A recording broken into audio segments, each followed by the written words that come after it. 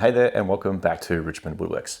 I've got my coffee, it's the start of a weekend and I am super excited to continue on with the dining table project. So I've made the top, if you want to have a look at that video, it's up there.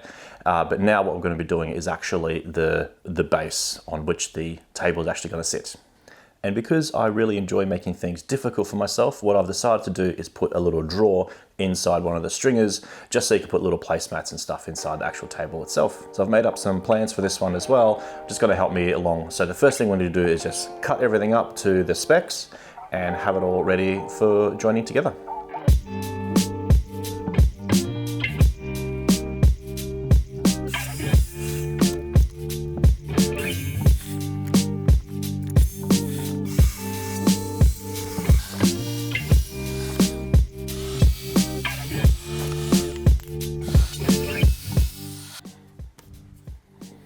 And that's everything cut up. Now, if you're wondering why I have white paint on and pink paint on some of these boards, is that we've actually pulled this hardwood off the wall inside the lounge room when we were doing the renovation. And I'll link a card up in the corner up there. But this timber is actually really nice, good quality hardwood. I think it might be Tasmanian oak. It looks like it anyway. But anyway, all we need to do with this stuff, it's a little bit wider than the other boards, and we'll just need to mill it down on the table saw. So let's get to that. Right, so I've done a bit of a dry assembly just to kind of have a gauge of what it looks like and the height and all those types of things.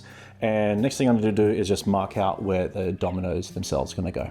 So one of the little considerations I've been thinking through is, do I want these two connections to be perfectly flush? But because you can see a slight round over on this end here, I'm going to actually go down a touch, maybe 2 or 3 millimeters, because that's how big the round over is. And just so happens to be resting the same stock underneath here comes to the perfect height. So that's a nice little coincidence, but those are the types of little details that you probably want to consider if you're going to do this yourself as well. All right, so what you see me doing here is just practicing on a test piece, because I want that little bit of a lip to kind of stay proud as per my initial measurements.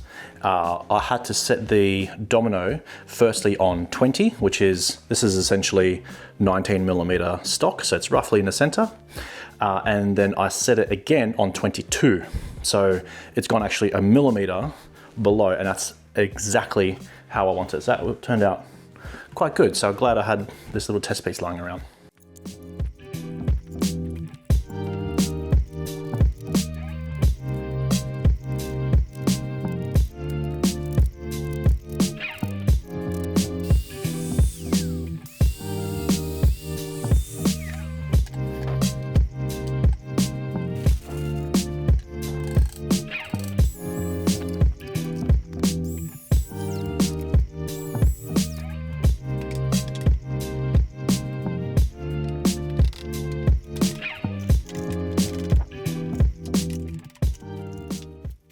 Right, so then we have it assembled. I can just see down the line here, it's just a little bit twisted. So this side is raised up probably 0.5 millimeter, but it's okay because you just sand that back and no one will ever know the difference except me and you. The aim is to actually paint this as well. So you see this little gap here, if I just orient it around a little bit, because this end or this side is rounded over and this is just a square, I do aim to put a little bit of filler in there and then stand that back to make it nice and flat. And then we're going to paint it white. Coolio, so that is done. I'm pretty happy with that actually. So this is just a dry assembly. There's no gluing just yet. I want to put all the dominoes in, assemble the entire carcass before I glue anything, and I'll probably start gluing the ends, but we'll get to that in a moment. Right, so next thing I'm going to do is just take it apart, put in some more dominoes here for the 2 stringers that will go along the back and the front.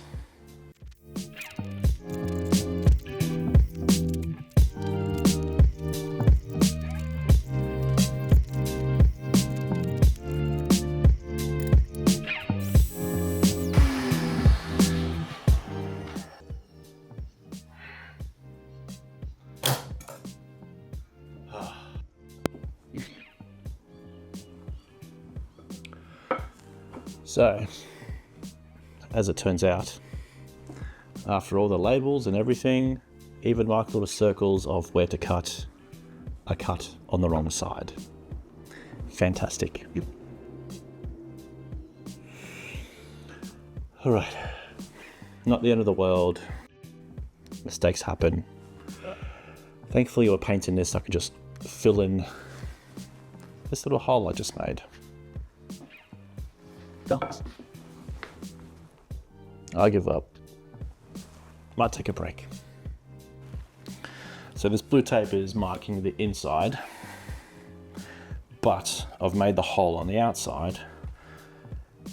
And I think because I made that mistake earlier around cutting these things a little bit more sloppy or looser, actually I think this is going to work out.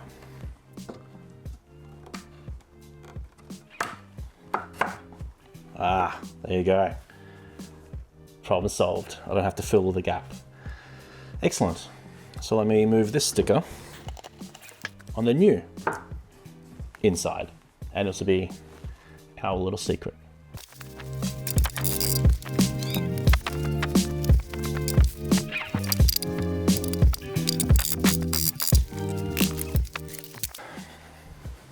Alrighty, so far so good. It's like it's slowly coming together. Kind of looks like I'm building a crib, which is a bit weird. Anyway, so the front is going to be made a little bit different because we're going to have that drawer right in the middle. And I'm going to have supports coming back here. That's one of these. So we're going to have it like this. And then the same on the other side. And then a single center support towards the back of the drawer. So, this is good, very good. Next thing is everyone's favorite job, gluing. So I'm going to use Type Bond 2 just because it sets a little bit faster than Type Bond 1 or 3, and it's also a little bit flexible as well, just to kind of help that wood movement through the seasons.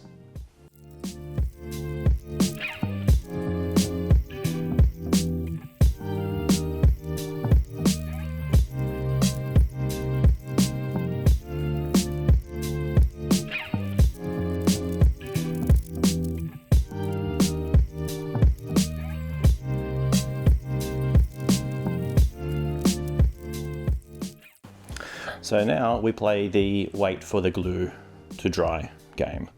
I have the center of the carcass itself ready to assemble. All the dominoes have been done. Probably just gonna wait for this thing to dry, leave it for a couple of hours, and then I'll just glue the rest of it instead of trying to stress over getting every single clamp ready in time. This one was kind of stressful, so I'll see you now.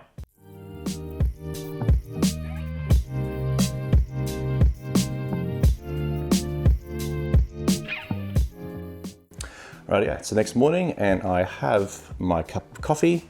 All the glue has dried overnight. Now it's the final stage of glue up time.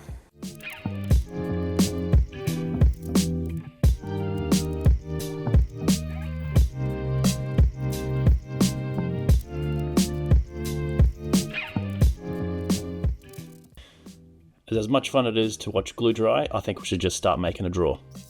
So I'm just using some scrap melamine I had laying about, just so I don't have to put an edge on it. And you see me just cutting out the rebate here, and I'll show you exactly what that is used for in just 1 second.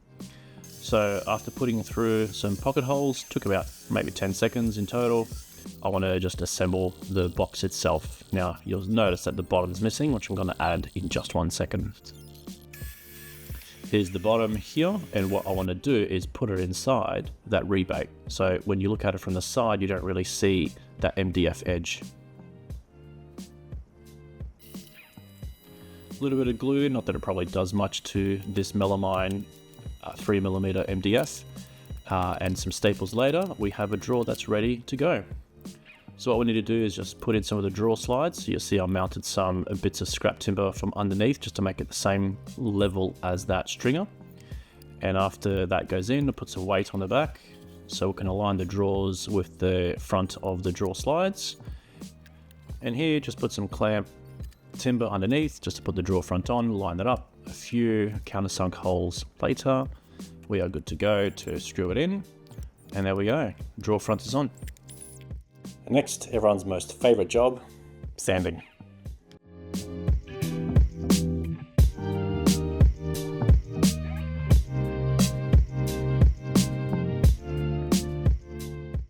So now that everything's glued and sanded, got to do some painting. So after doing the undercoat, I just let it dry for a few hours before I just give it a bit of a light sand, and then you see me taking it outside and finishing everything off with the spray gun. I find a spray gun just makes everything super smooth, so you don't really have to sand between coats.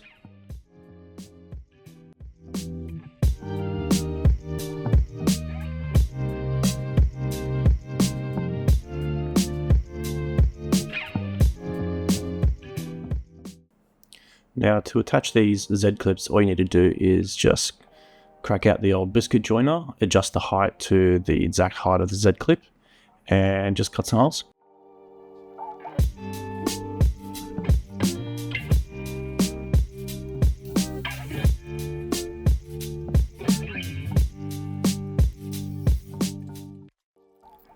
So you see me attaching some of these blocks here, and what I did is make them out of some spare leg parts. And it's a little bit blurry in this shot, but essentially you can see that I've used my Forstner bit to go down about halfway and then go the rest of the way with a slightly larger drill bit than actual screws, just so if the wood does move, it moves within that little area. But also this is down the center of the actual tabletop, and me fixing down the center of the tabletop means that it's going to move, if it does move during the seasons, out from that center towards the stringers at the front and the rear. So it's also recommended to seal the underside of any tabletop as well, because timber just absorbs a lot of moisture in the air, and this just helps prevent that, and it reduces the amount that it moves during the seasons.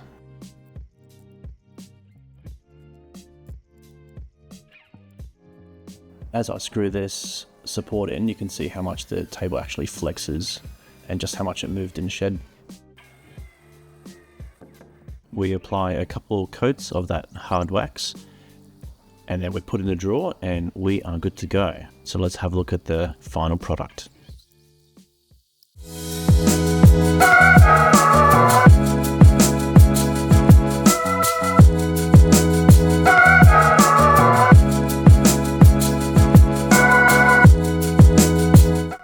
So there you have it, another successful Richmond Woodworks project.